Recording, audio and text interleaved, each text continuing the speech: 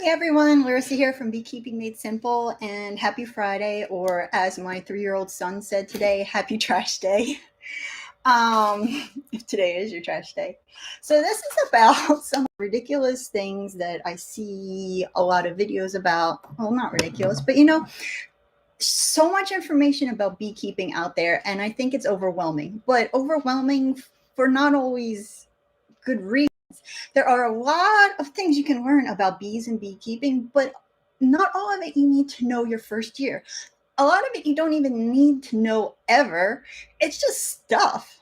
Um, hey, Sarah. So, this is some things that I see people like just belaboring over and looking and trying to find the perfect answer to. And you don't need to know about it. So don't waste your time your first year. Learn about the things you really need to learn about, and take your time learning other things as well. I just saw a quick question that says Ashley wants to know, how do you handle ants? It kind of depends on the ants. I see ants all the time in my beehives. They have never been a problem ever. So if they're not a problem, don't worry about them. Usually when you start to see pests like that, it's a weak hive, because a lot of these pests the bees will handle on their own, assuming that they have enough of a population. So, first, figure out what kind of ant you have. There are some identification apps that can maybe help you with that. Make sure you see that it's a problem, because if it's not a problem, don't worry about it. And if you have an excess of honey, especially in weak hives, small hives, nukes, an excess of honey is more than 2 frames of honey for each brew box. If you have just one brew box and you have more than 2 frames of honey in there and no other boxes above that, that's it. That's all you need. If you have 3, 4 frames of honey, take those extra frames of honey out, stick them in your refrigerator. That's totally fine. Get the bees off first, or put them in a fridge if you have a freezer, if you can fit that in your freezer. And stick them in there until the hive gets bigger, and don't give the bees more food than what they can handle. If you have any feeders, get the feeders out as well. So, one of the things that I've seen people like really research to death is hive styles. Do I want like a Ware hive? I don't even know if that's how you pronounce it, but top bar hives, Langstroth hives, the flow hive, whatever, all these different hives. Um, you do not need to worry about that. Really, any hive will do. I made the mistake of going with the top bar hive, and I regretted it almost immediately. And that was just because no one in my bee association had a top bar hive. All of the bee places to buy products, to buy equipment, didn't have equipment for top bar hives. There was like one place in Maine that I found.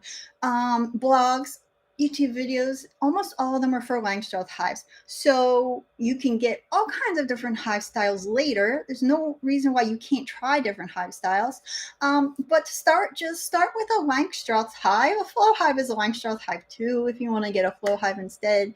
It's the same thing. And work with that first. And then work with the other things. And Sarah is saying, so 2 frames of honey is good enough for the hive to survive off of. Yes, if you have a 10-frame brew box, so there's 10 frames in there, 2 frames are honey, 8 frames are brood. 2 frames of honey is more than enough for those 8 frames of brood. But if you have 8 frames of brood, you don't have a weak hive. So you don't have to really worry about taking off any of the excess honey. But once you start to add more and more brood, then you don't want more than 2 frames of honey for every like 4 or below frames. So there's like that 4 to 8 frame wiggle room. Ideally, your beehive should be growing, and they should be adding more honey. And if they're adding more honey and their population's getting big and there's bees on your frames, you're pulling out a frame of honey and it's covered in bees, that's fine. Leave the honey in there. But if you have a problem with other insects like wax moth, small hive beetle, ants, just going to town on your honey, and you have more than 2 frames of honey for 4 to 8 frames of brood, take the excess honey out. Because what you're trying to do is help the bees so that they don't have to guard so much honey. If they're just letting it sit there and they're not eating it and they're not expanding and they have a small population, give them a break and take out that honey until they have enough bees to guard it. So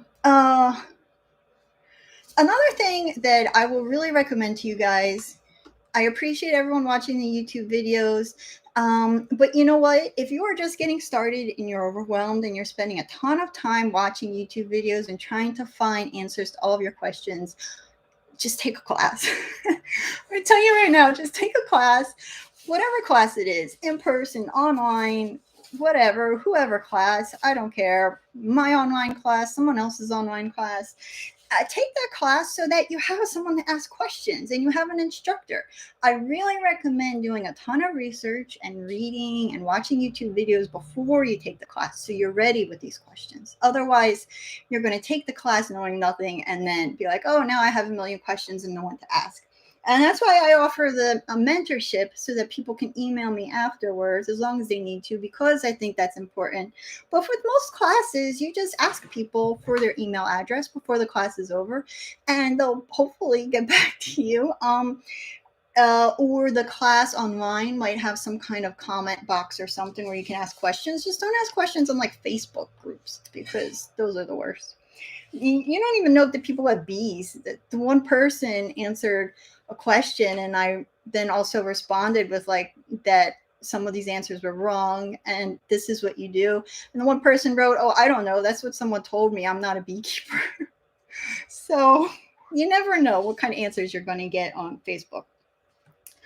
Another thing people look into that when they're beginners that they're really interested about, but you don't need to know anything about it for a long time, is queen breeding. And queen breeding is interesting and can be done. I taught myself queen breeding working on this farm because they had done it and they weren't doing it anymore, and we lost a lot of hives real fast when the hive beetle first got here. But you know, the queen breeding was helpful because we had 2 hives and I wanted to get to 25 within the next few months. So what you can do with queen breeding is get like 10 to 20 queen cells from one graft, and then you put them in their own nukes. Now, unless you plan on having, now not all of them are going to survive and stuff, okay, but um, unless you plan on making at least 10 nukes, 10 small beehives, and have the equipment for that, do not breed queens because that's too much. All you need to do is split your beehives when your beehive is strong, which is, you know, like usually summer, lots of food's coming in, it's getting full. You now have 2 boxes, you have at least 10 frames of brood.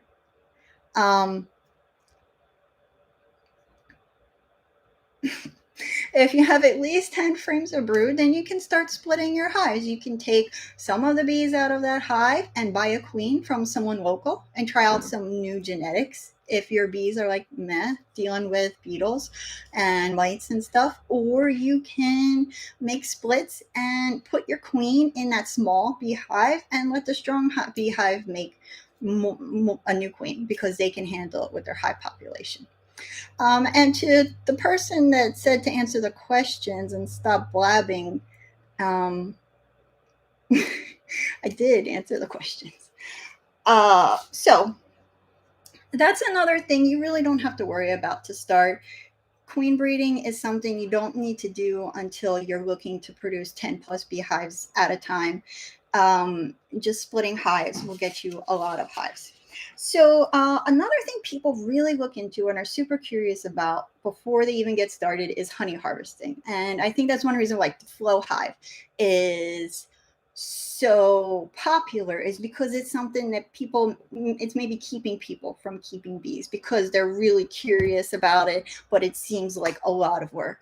And you know, I always tell people their first year, don't harvest anything. I mean, especially if you don't have like one full box, honey super shallow, whatever you want to call it.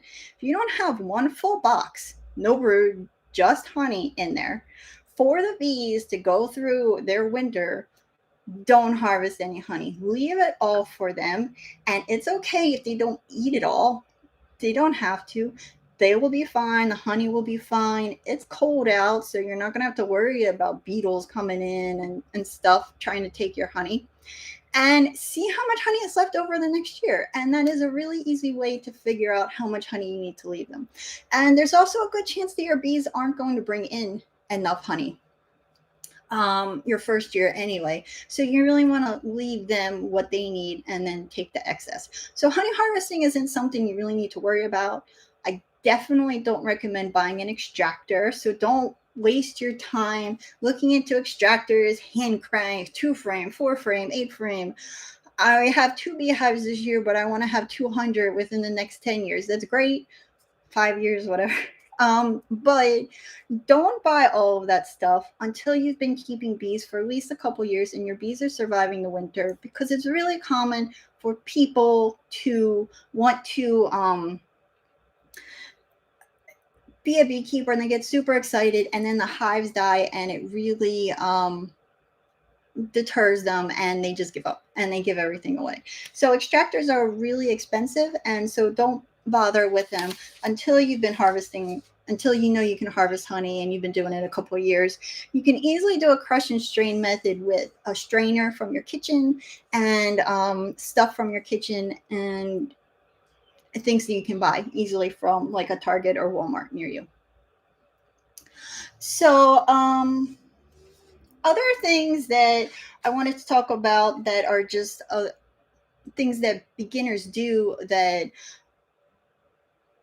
lead to their hives collapsing or just the first year not going well is that they start with 1 or 2 beehives. And 2 beehives is okay, but especially if you live in a place where it is you have a long winter, you have a frost, and you're going to have to overwinter your hive, you really want to start with at least 2, but have enough equipment so that you can have ideally 4 or 5 beehives to take you through the winter. And I know that that's a lot of equipment and that's a lot of extra money to buy the boxes and stuff.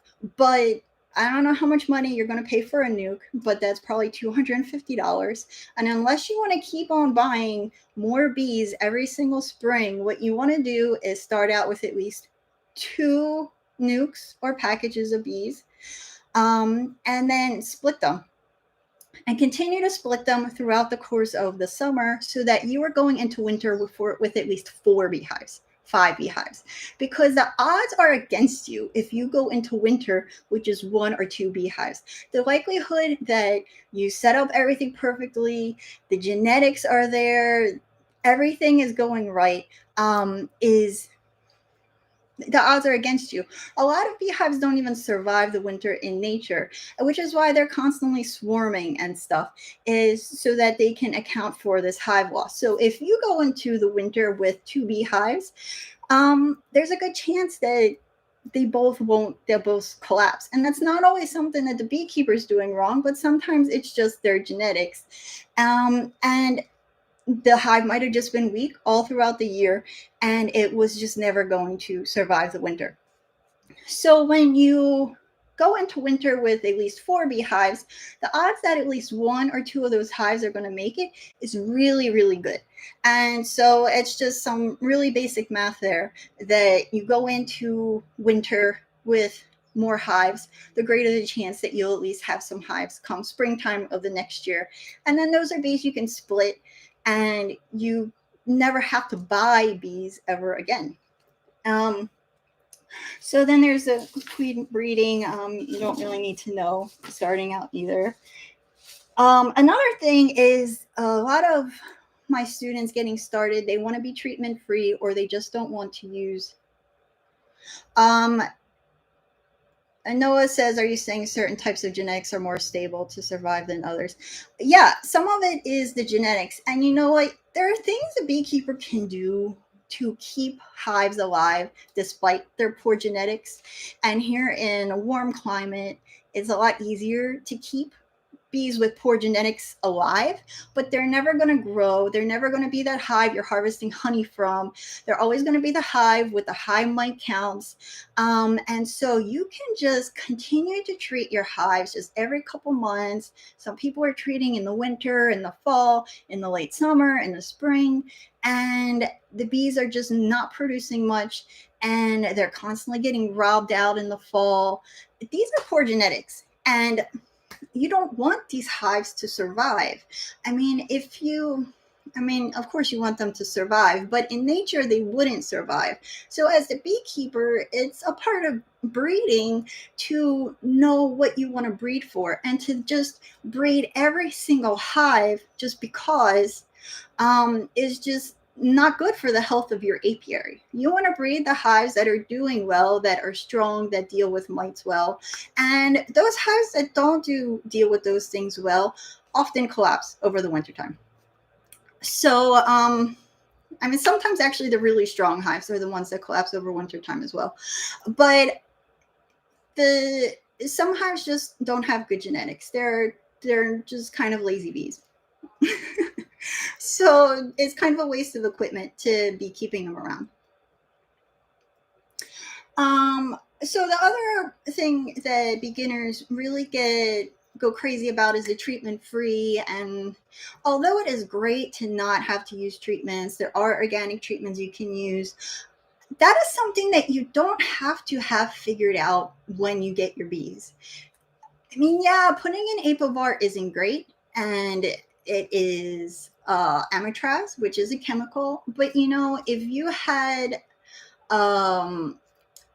like if you were sick and you needed to take medication or an antibiotic, that's not ideal either, but it's something you do because it's better than you know having a wound going gangrene. Yeah, so it's a lot of beginners want to be treatment free at start, but that is something that you should be working towards. And so you can test for mites and see what your mite levels are.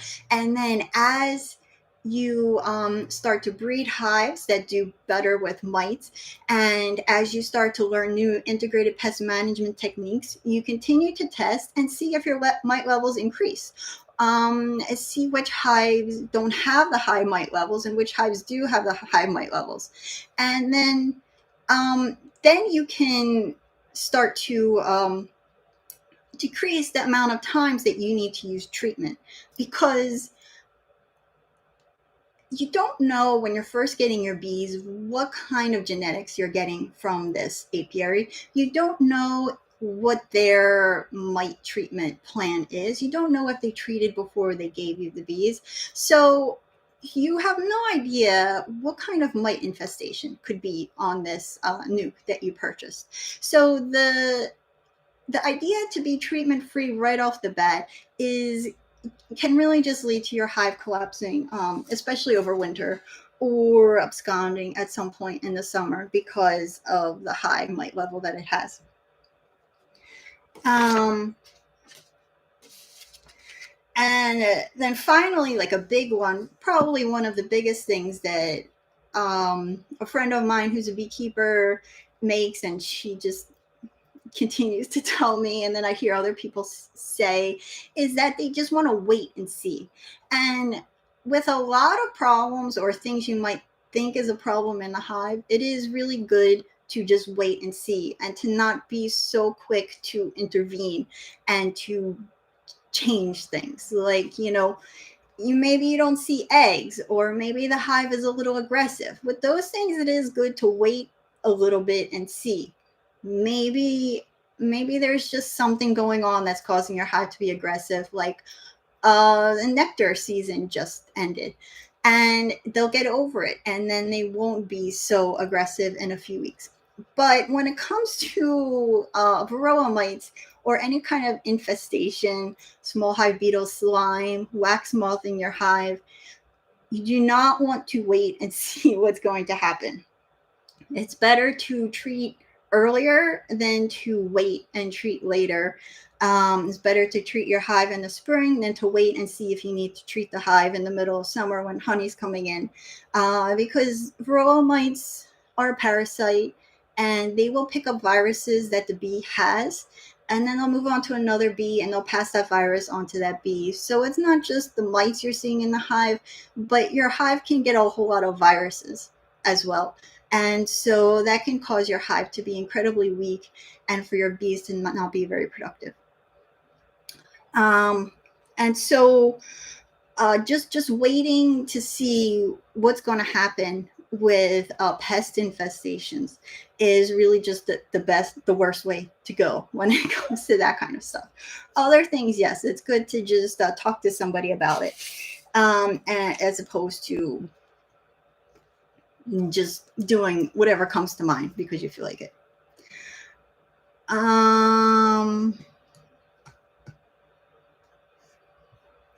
So if anyone has any questions, let me know. I'm trying to go past that one obnoxious person's comments monologue. But if anyone has any comments or questions, let me know.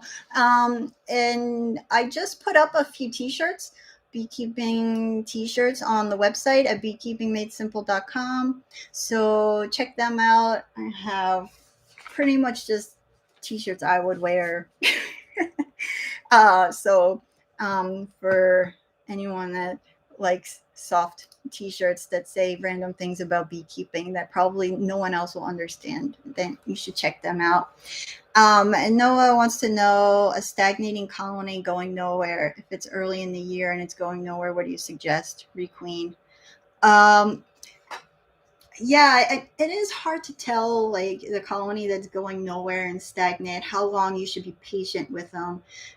Then I'm sure I can block them. I just hide user. Okay, thanks. So yeah, early in the year, take advantage of the bees you have in there and the comb, especially if there's brood in there. At least like 4 frames of brood. You can pinch the queen and put a new queen in. But if it's starting to get later in the year, like midsummer, then I would just combine it with another hive, assuming that it doesn't have a mite infestation. If it's got a lot of viruses and mites, let the hive just run its course and pinch the queen. Otherwise, you can merge it with another hive. Just put some newspaper down and put that other hive body on top, and they'll usually get along and not harm the queen once they get through the newspaper. But if it's early in the year like now, I would buy a queen, especially a queen from a local breeder, as opposed to having one shipped across the country. This is a good time of year when they have queens ready, and that's a really good way to deal with a hive that's not really doing much. But first, I would check for mites just to make sure that they don't have a lot of viruses and an infestation, because that is a common problem. And also check to see what the other hives, and this is if you have other hives like nearby and they are doing well and this hive isn't, because it could be an environmental problem, like that there's not enough food. And if there's not enough food, the bees aren't going to be bringing in much. And if they're not bringing in much food, the queen's not going to lay so much and it's going to stay small. So sometimes it is an environmental issue.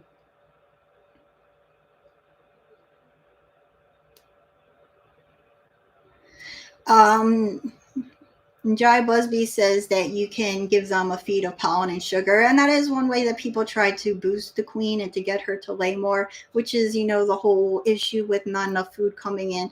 But it's the same thing. Like if you see the other hives doing well and they're getting food and your hive isn't, you can feed them sugar and food to get the queen laying, but really that's not solving the problem, which is that your bees aren't bringing in any food. And if there's food for them and they're not going to get it, then you might just have a lazy hive, or whatever. Their genetics just are not encouraging them to be busy. And a hive like that is not a hive that you really want to keep around.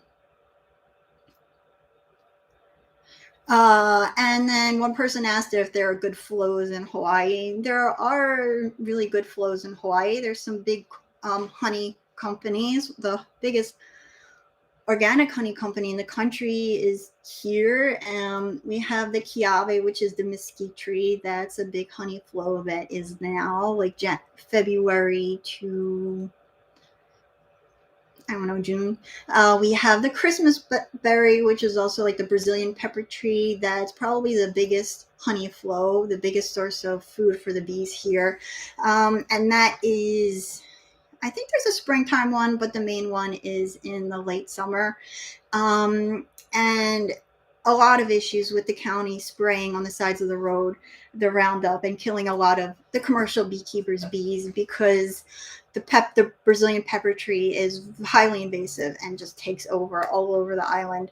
And so a lot of people want it gone, but since here in Kona it is like the heart of queen breeding and a lot of the world's queen bees come from here, especially, like the big pollination, the companies that do the pollination services, they're looking to breed queen in January and they're buying, like 30,000 queen bees from someone in Hawaii, and they need them in January. And there's very few places in this country that can have queen bees ready that time of year. So there's a ton of commercial apiaries in this area.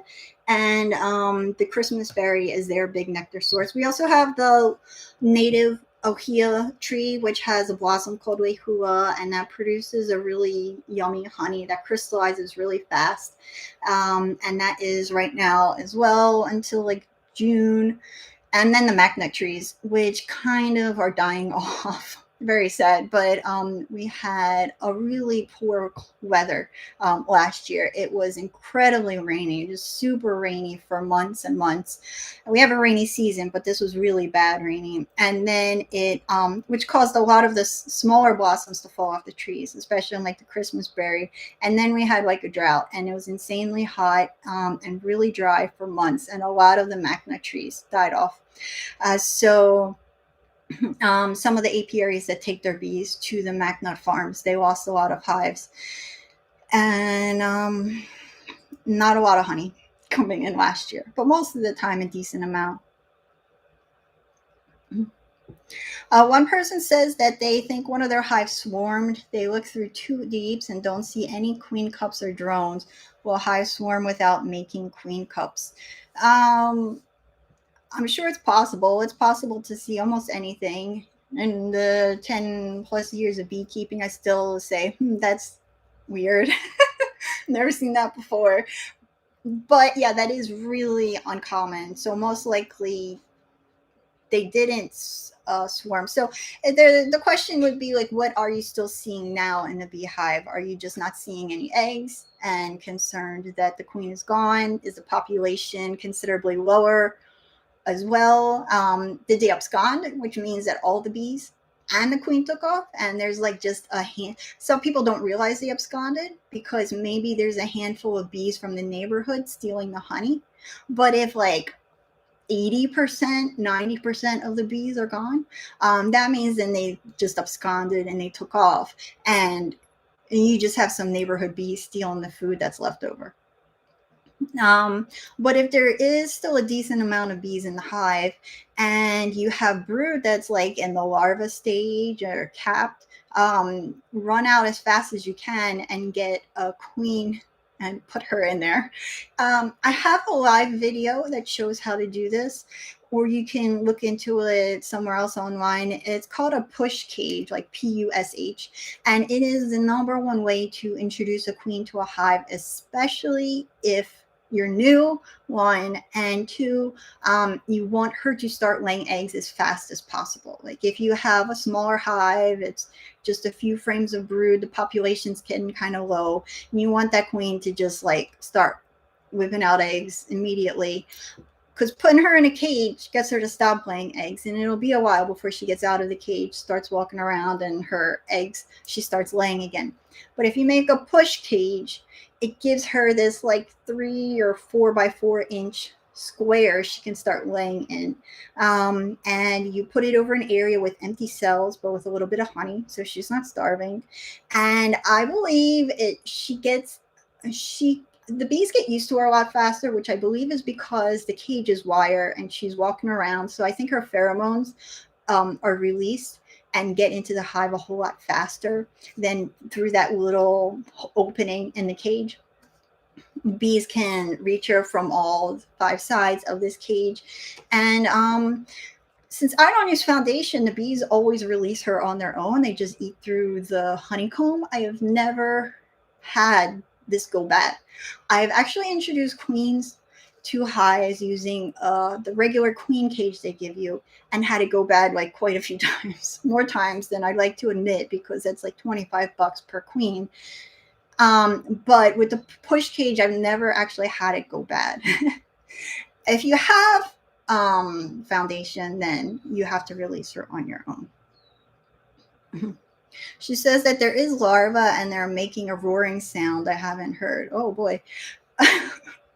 Roaring bees. So there's larva and no eggs. Well, it is possible that something just happened to her. So if you are definitely sure that there's no queen in the hive, whether they swarmed or not, if you still have brood and you have enough bees in there to take care of the brood, then sometimes you just never know what happened. But what you need to do is introduce a new queen as fast as possible. And I highly recommend the push cage. You make it yourself with just hardware cloth, and it's just a square that you cut out. And just look it up. Super easy to make, and use that to introduce your queen. Yeah, it is possible. I mean, I don't. You never know, but it is very possible that you just squished your queen when checking the hive. Or I have seen this a few times. She flew off when you were inspecting your hive, when you pulled the frame out that she was on. Some queens, they're too bottom heavy. They can't fly so well when they're in egg laying mode, but some queens can. And I've actually had to catch them because I saw them land somewhere and put them back in the hive. So it's possible she just flew off and didn't come back, or went back to another hive and then they killed her. It's all of those things are possible things. You never really know what went on in the beehive when the lid's down. But either way, it sounds like they need a new queen bee. It is really odd that they haven't produced a new queen yet. So make sure that they're not making a queen. If you know roundabout when this happened, wait at least like 4 or 5 days, because when the queen cups are small, it can be a little tricky knowing that it's a queen cell. It might just look like a funny drone cell or something. It's not capped until like about day 9, I think. So they're still small. At day 7, they're looking a decent size. But if you introduce a queen in a cage, no matter how awesome she is, if she's introduced to a hive that's already producing queens and has queen cells going, they will kill her. They will never, well, I mean, I don't want to say never, because sometimes bees do things other than what you're used to, but they usually don't accept this queen. They will still make their own queen that they have going on, even though they already have a queen that's up and running, and it would be best thing for their hive to just go with this lady. They will still hold off until their queen hatches. So make sure you're waiting at least like 4, maybe 5 days until from the time that they didn't have a queen anymore. Take every single frame that has brood on it and shake it, just like pick it up and bring it down real fast so that all the bees are off the frame, and inspect every single one of those frames, because there can be queen cells hiding on the side and under the bottom. This is not one that they intended to make, but one that they're making on the fly with an egg she laid. So it could be almost anywhere on these brood frames where there is young brood, and really just check everywhere on all of those frames. Don't try to just like look around with bees walking around these frames. You really want to make sure the bees are off so that you can inspect these frames really well and get rid of every single queen cell. And you don't have to worry about them making more, because they now don't have any more eggs or young larvae. So because the queen's been gone for days, and so they won't be making more new queen cells.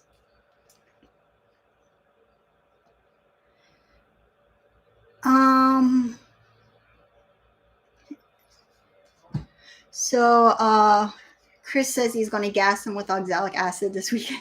Oxalic acid is a great organic way to deal with varroa mites.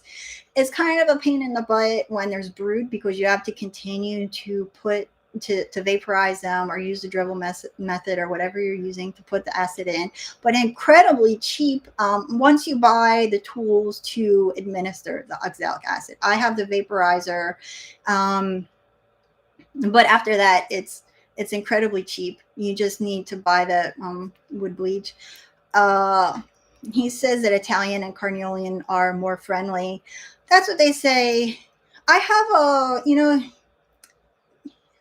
I right here. I mean, there's queen breeders here, but they, from the people I've talked to that work for the queen breeding operations that solely breed queens, they don't know the genetics of the bees they have.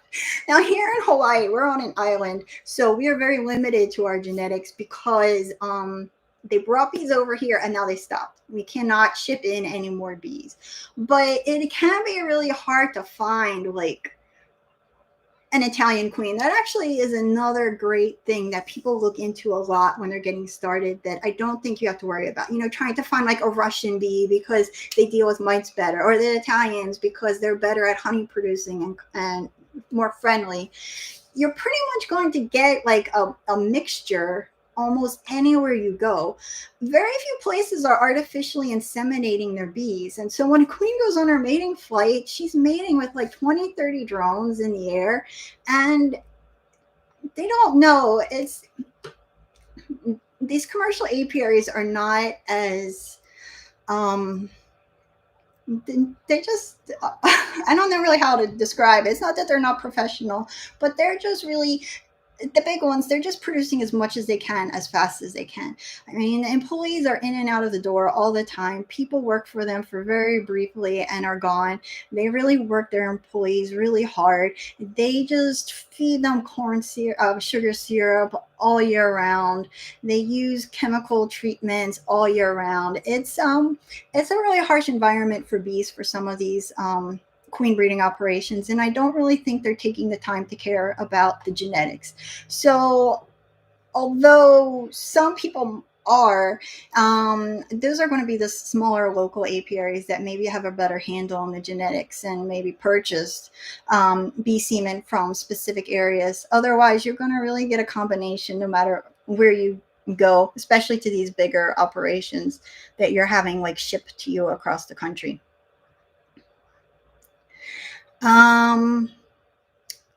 Okay, well, I think I answered people's questions and comments, but if I didn't, or you have a question, post it. And if there's video topics you want me to work on, let me know. I have a few on my list, but I can only make really so many at a time because I have a 3-year-old and a 6-month-old. So my time is limited where it is daylight out and I can make videos. It is I mean it's a fun time of year right now, beekeeping, because your bees are getting pretty busy and they're doing stuff, and so I wouldn't worry and too much about like doing everything right. There's a lot about beekeeping that there's a lot of wiggle room out there, and you might just like take it so personally if a hive collapses or dies because it was robbed by another beehive or doesn't survive the winter. But bees, not every hive survives the winter, and as a beekeeper you're trying to increase the hive's odds. But like I was interviewing Michael Bush and he said that in nature, more than 50% of the hives perish. And bees are honeybees' worst enemy because they will rob each other till the hive collapses and dies. And as a beekeeper, you try to prevent some of these things and help them out, but you can't do everything. And there's a good chance that hive wouldn't have survived, whether on their own if you weren't there. So we can't play God and make everything perfect.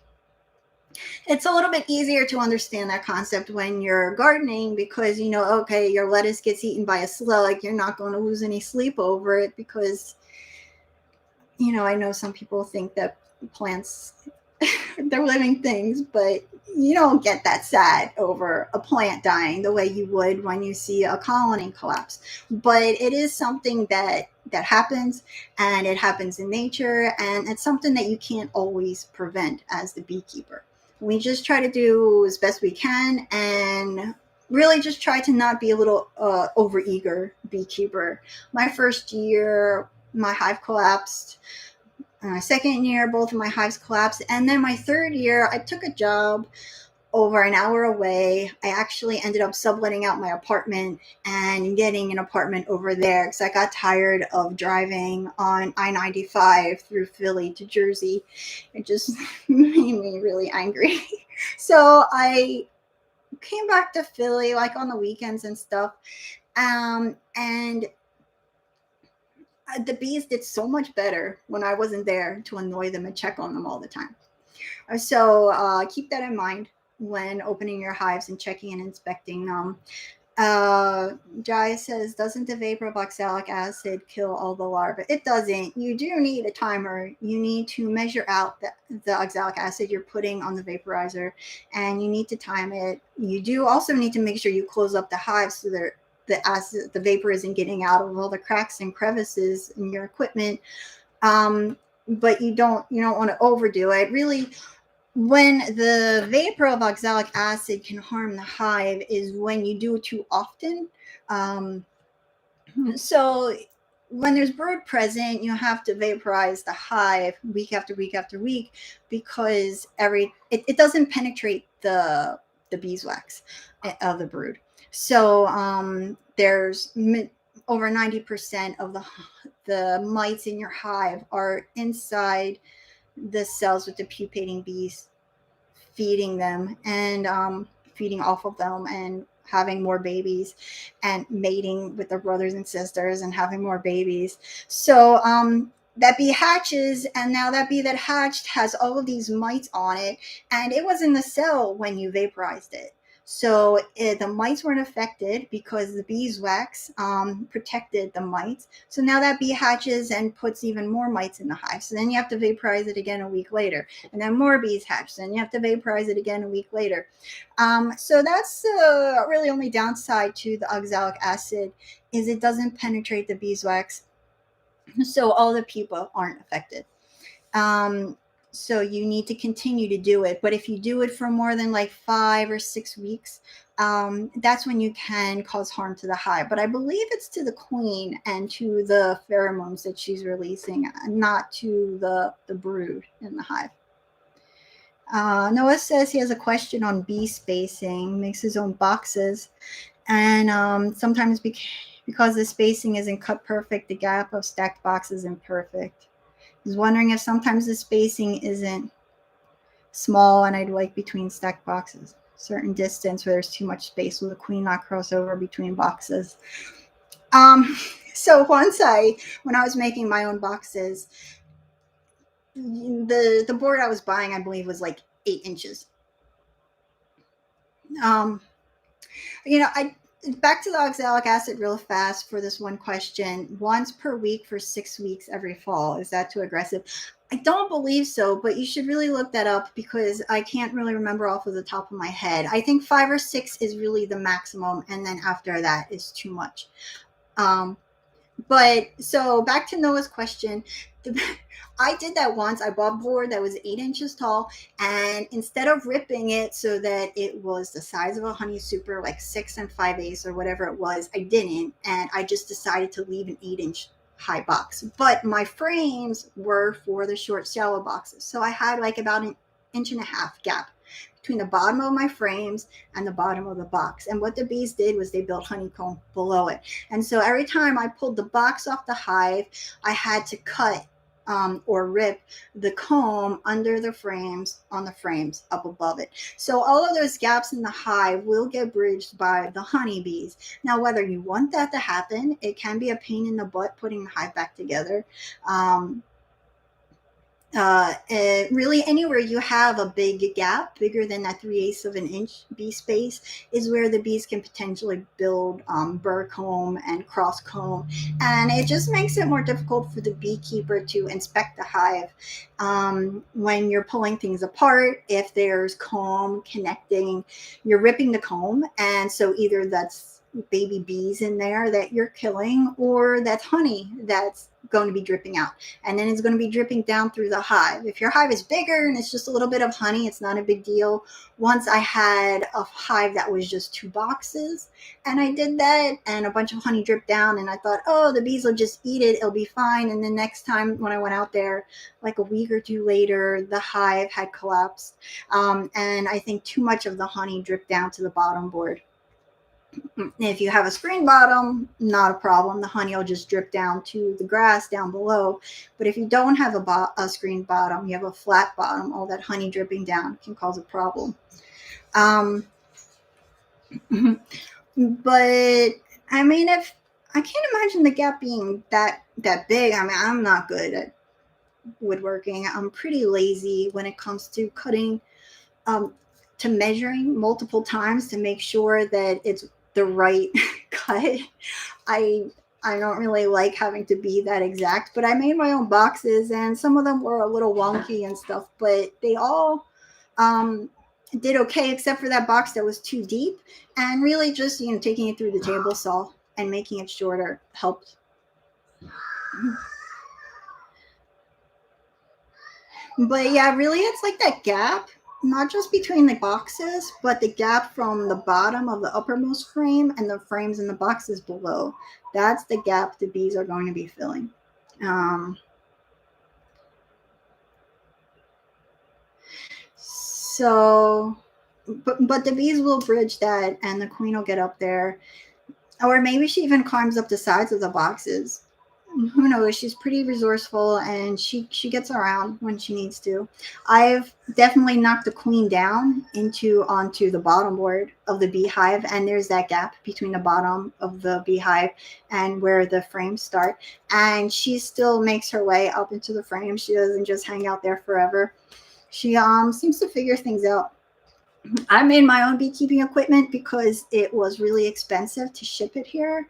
Some people say that the beekeeping equipment is cheaper than the lumber these days, but um, I have a video about a live video about making your own beekeeping equipment because I don't have a full size table saw, and so most places when you look up how to make those boxes, they use a dado blade, and I can't put a dado blade into that mini little table saw.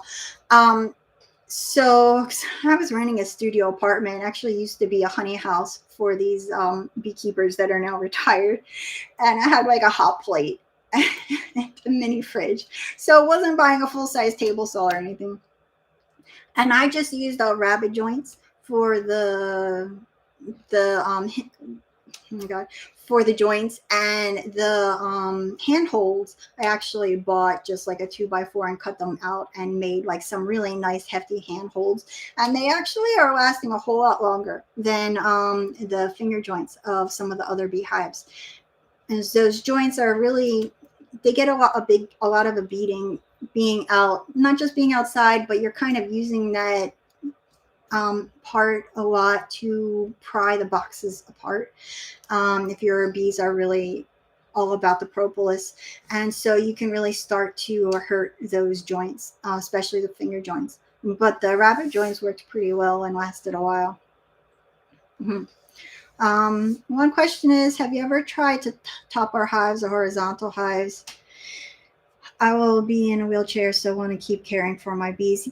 Yeah, I mean, top bar hives, that was what I first started out as. And once I had a Langstroth hive, I really preferred the Langstroth hive over the top bar hive.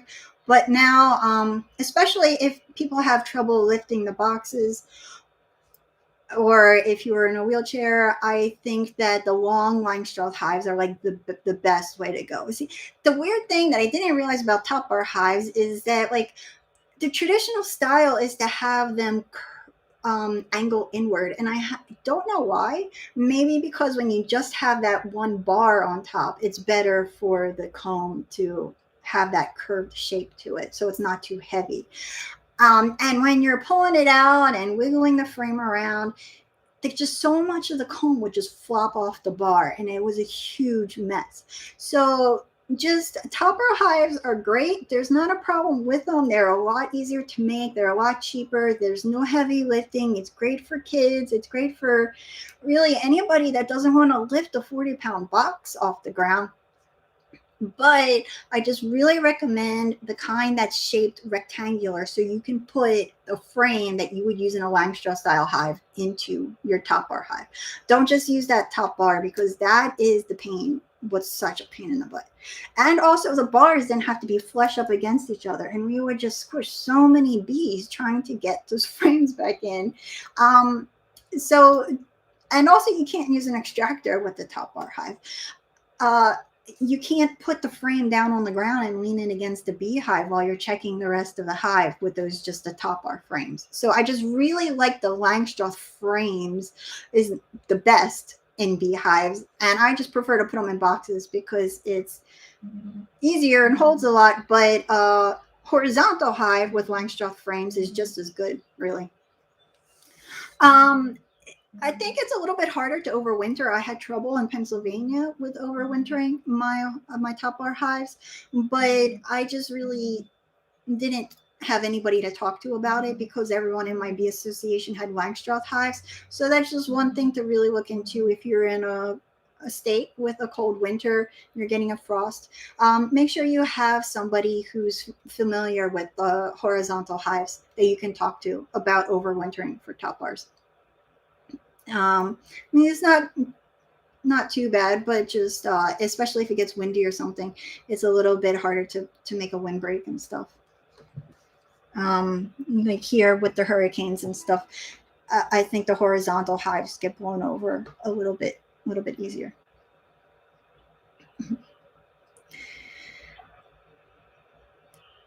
Jai says, make sure you wear a proper hazard vapor mask when you vaporize your hives.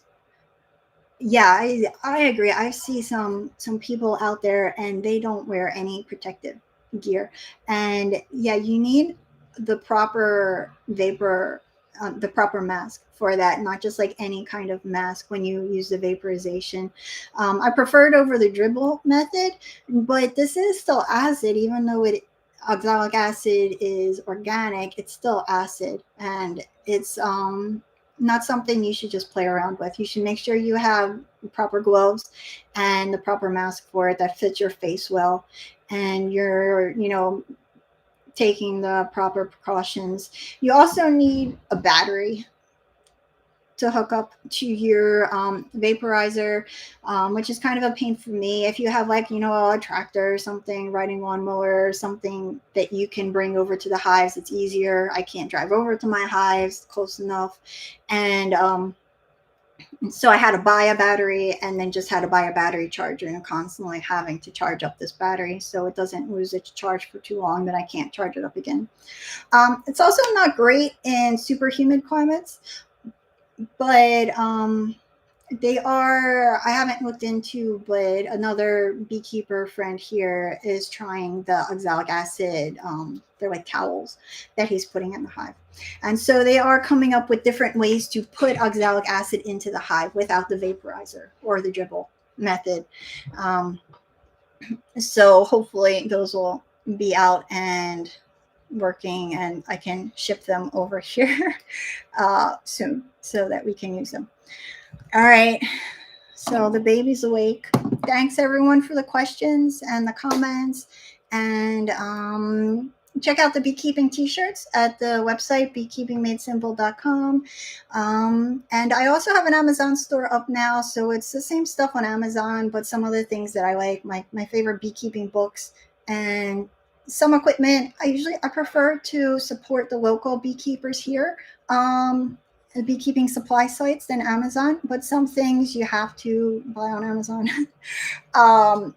And other fun random bee stuff. So check that out, because it's the same price whether you go through my store or Amazon, but I just get a commission from Amazon. Have a great weekend. Bye.